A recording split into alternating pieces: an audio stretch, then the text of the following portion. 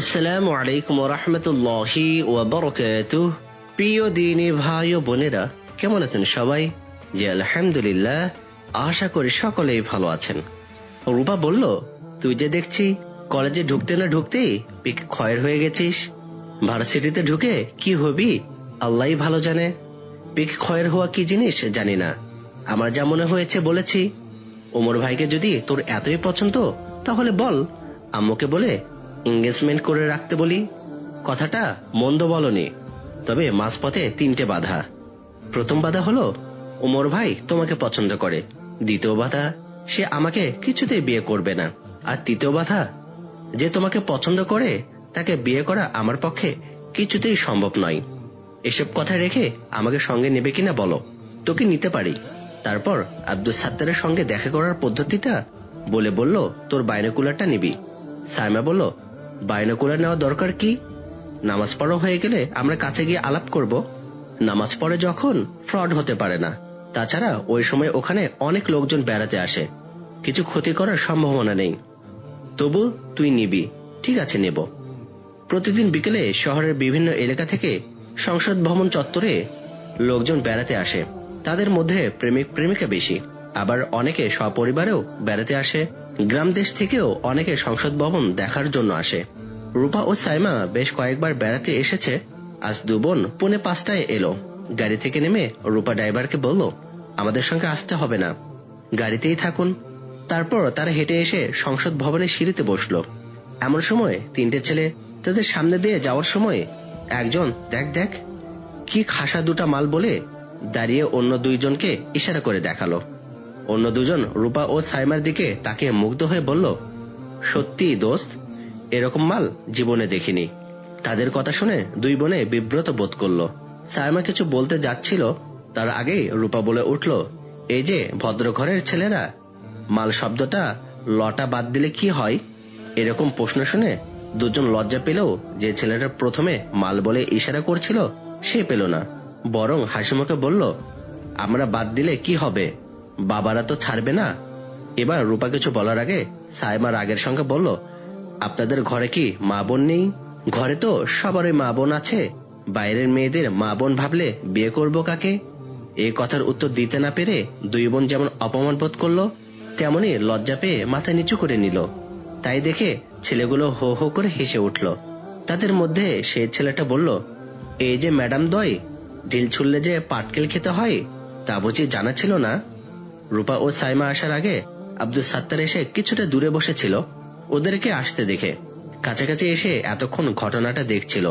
রূপা ও সাইমার অবস্থা বুঝতে পেরে ছেলেগুলো কাছে এসে তাদেরকে উদ্দেশ্য করে বলল, বাইরের মেয়েদের মা বোনের মতো মনে না করলেও তাদেরকে সম্মানের চোখে দেখতে হয়। ছেলেগুলো ভার্সিটির ছাত্র, নাম আজিজ, মহসিন ও ইউসুফ। 3 জনেই ধনী ও ভদ্র ঘরের ছেলে। চান্স পেয়ে একটু মজা করছিল। আজিজ ও ইউসুফ এক পার্টির সমর্থক হলেও পার্টির কাজ করে না, কিন্তু মহসিন করে। সে একই পার্টির নেতার সহকারী, তাই তার কাছে সবসময় পিস্তল থাকে। বেশ একটু রাগী ধরনের ছেলে। 2টো সুন্দরী ললনাকে বিব্রত অবস্থায় ফেলে বেশ আনন্দ উপভোগ করছিল। বাধা পড়তে রেগে গিয়ে আব্দুল সাত্তারের দিকে কটমট করে তাকিয়ে বলল, আপনি আবার কোথা থেকে এলেন? ভালো চান তো কেটে পড়ুন। আজিজ ও ইউসুফের দিকে তাকিয়ে আব্দুল সাত্তার হাসি মুখে বলল, আপনারাই বলুন তো ভাই, আমি কি কোনো খারাপ কথা বলেছি? তার কথার উত্তর না দিয়ে আজিজ মহসিনের একটা হাত ধরে বলল, বাদ দে দোস্ত, গ্যাঞ্জাম করে লাভ নেই, চল যাই। ইউসুফ জানে মহসিন সামান্য কারণে রেগে যায় এবং প্রায় সময়ই কোনো না কোনো ঘটনা ঘটিয়ে বসে, তাই তার কানের কাছে মুখ নিয়ে ফিসফিস করে বলল, ছেলেটা হয়তো ওদের কাজিন, প্লিজ কোনো সিন ক্রিয়েট করিস না, চারিদিকে লোকজন রয়েছে, সমস্যা হয়ে যাবে। মহসিন তাদের কথায় কান্না দিয়ে আব্দুল সাত্তারের দিকে তাকিয়ে বলল, ওরা কি আপনার কাজিন? না, ওদের কাছে নিজেকে হিরো প্রমাণ করার চেষ্টা করছেন। আব্দুল সাত্তার মৃদু হেসে বলল, আপনার 2টো অনুমানই ভুল। আপনাদের মতো আমিও এখানে বেড়াতে এসেছি, তাহলে আর কথা না বাড়িয়ে কেটে পড়ুন। আব্দুল সাত্তার মুখে হাসি ধরে রেখেই বলল, আপনারা প্রথম, তারপর আমি। রূপা দাঁড়িয়ে বলল, প্লিজ আপনারা চুপ করুন, আমরাই চলে যাচ্ছি। আব্দুল সাত্তার বলল, না, আপনারা বসুন। তারপর মহসিনের দিকে তাকিয়ে বলল, চলুন। আমরা একসঙ্গেই যাই। মহসিন বলল, না, আপনি চলে যান, আমরা যাব কিনা যাব সেটা আমাদের ব্যাপার। তাহলে কথা দিন ওদেরকে আর অপমান করবেন না। মহসিন এতক্ষণ রাগ সামনে রাখতে পারলেও এখন আর পারল না। বলল, আর একটা কথা বললে তোর নায়কগিরি ছাড়িয়ে দেব। আব্দুল সাত্তার বলল, ভার্সিটির ছাত্র হয়েও ভদ্রতা শেখেননি? তবে রে, ভদ্রতা শেখাচ্ছি বলে মহসিন তার গালে একটা চড় মেরে বসল। যা শালা ভাগ। চরের আঘাতে আব্দুল সাত্তারের ফর্সা গালটা লাল হয়ে গেল। গালে হাত বুলাতে বুলাতে বলল, ভার্সিটিতে পড়লে কি হবে? আপনার বংশবোধ হয় ভালো নয়। কি বংশ তুলে কথা বলছিস? এত বড় সাহস বলে মহসিন এবার তার মুখে ঘুষি মারতে গেল। আব্দুল সাত্তার হাতটা এক হাতে ধরে অন্য হাত দিয়ে তার গালে একটা চড় মেরে বলল, একটু আগে বললেন না ইট ছুড়লে পাটকেল খেতে হয়? পাটকেল আর ছুড়লাম না, আপনার ইটটাই ফিরিয়ে দিলাম। তবে এরপর যদি আবার কিছু ছুটতে চান তাহলে আপনার কথাটা বাস্তবে ঘটবে। আর শুনুন, কথায় আছে, জন্ম হোক যথাতথা, কর্ম হোক ভালো, কথাটা মনে রাখবেন। তারপর হাত ছেড়ে দিয়ে বলল, লেখাপড়া যখন করছেন তখন ভদ্র হওয়ার চেষ্টা করুন। মহসিন রাগে কাঁপতে কাঁপতে দাঁতে দাঁত চেপে বলল, শালা শুয়োরের বাচ্চা, দাঁড়া মজা দেখাচ্ছি বলে পকেট থেকে পিস্তল বের করে তার দিকে তাক করল।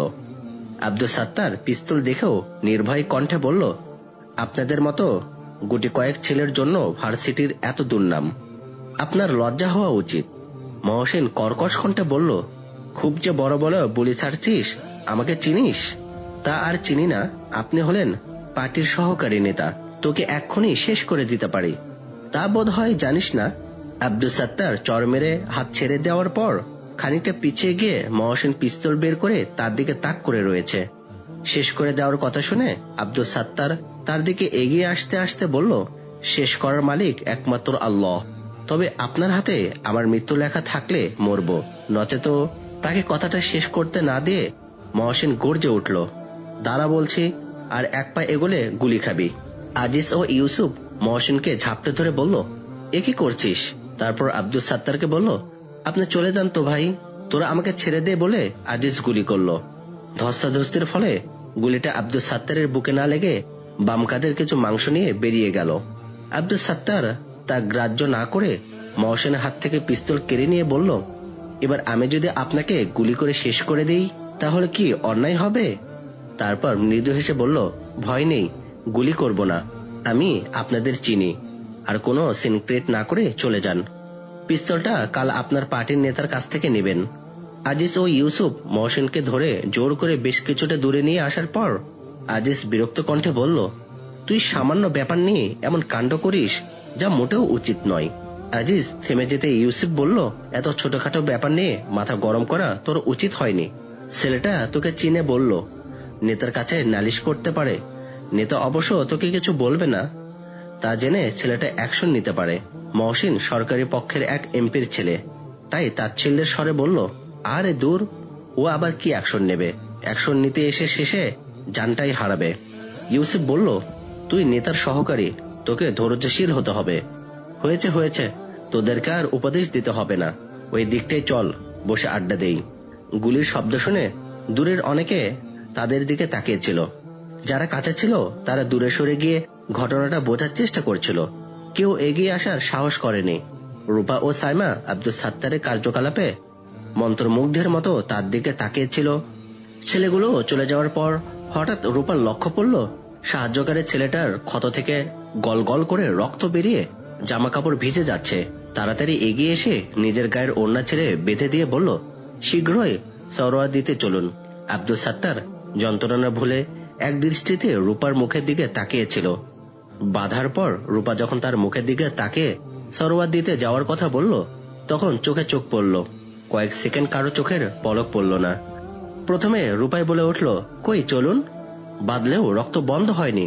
তারপর সাইমাকে দেখিয়ে বলল, আমার বোন, আমরা গাড়ি নিয়ে এসেছি, চলুন আমাদের সঙ্গে। আব্দুল সাত্তার মৃদু হেসে বলল, ধন্যবাদ, আপনাদেরকে যেতে হবে না, আমি একাই যেতে পারবো। তারপর সালাম দিয়ে হাঁটতে শুরু করলো। রূপা সাইমাকে আসতে বলে তার পাশে হাঁটতে হাঁটতে বলল, আমাদের জন্য আপনার এই অবস্থা, আপনাকে সাহায্য করা কি উচিত নয়? বাম হাতটা ভীষণ যন্ত্রণা হচ্ছে, মনে হচ্ছে ছিঁড়ে পড়ে যাবে। দাঁতে দাঁত চেপে আব্দুল সাত্তার সহ্য করছে, তাই কিছু বলতে পারল না। রূপা ও সাইমার সঙ্গে একজন রক্তাক্ত ছেলেকে আসতে দেখে ড্রাইভার তাড়াতাড়ি গাড়ির পিছনের দরজা খুলে দিল। আব্দুল সাত্তার দুবোনকে উদ্দেশ্য করে বলল, দেখুন আমি একটা রিক্সা। তাকে কথাটা শেষ করতে না দিয়ে রূপা বলল, আপনার কোনো কথাই শুনবো না, গাড়িতে উঠুন। এই অবস্থায় আপনি একা রিক্সায় যেতে পারবেন না। সরওয়ার্দী হাসপাতাল থেকে ড্রেসিং ও ব্যান্ডেজ করিয়ে বাইরে এসে রূপা বলল, চলুন আপনাকে বাসায় পৌঁছে দিই। আব্দুল সাত্তার বলল, আমার জন্য আপনারা অনেক করেছেন, সেজন্য ধন্যবাদ জানাচ্ছি। আমাকে পৌঁছে দিতে হবে না, আগের থেকে অনেক সুস্থ বোধ করছি, একা যেতে কোনো অসুবিধা হবে না। তারপর আসি বলে সালাম বিনিময় করে একটা স্কুটারে উঠে চলে গেল। ইনশাআল্লাহ আমরা বাকি ঘটনা আগামী পর্বে শুনব। আশা করি আরো চমৎকার হতে যাচ্ছে এই ঘটনা। সকলের সাথে থাকবেন, সুস্থ থাকবেন। আসসালামু আলাইকুম ওয়া রাহমাতুল্লাহি ওয়া বারাকাতুহু।